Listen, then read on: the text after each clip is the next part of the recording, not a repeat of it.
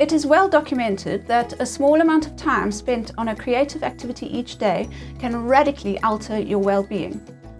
But what I've noticed is that for a lot of people, there's a desire, a longing to be creative, and then there's a gap.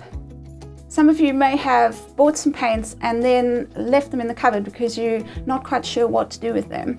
Others might have had a go, but then stopped because the results you got fell short of your aspirations. So I've made this class to try to bridge that gap. I'm Catherine Jennifer. I'm an artist, designer, and mother of 4 boys. In this class, I will show you how to get set up with watercolors.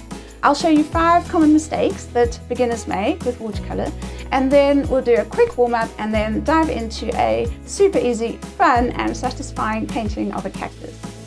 Watercolor is one of the most difficult mediums, and I think it's really important to have paintings that you can do that give you a good result. This class is about watercolor for well-being, and the subjects that I've chosen are purposefully designed to be easy to paint and to give you a feeling of satisfaction at the end. Watercolor for well-being is about nurturing yourself, having a bit of me time, and enjoying the creative process. So I hope you will join me in this class.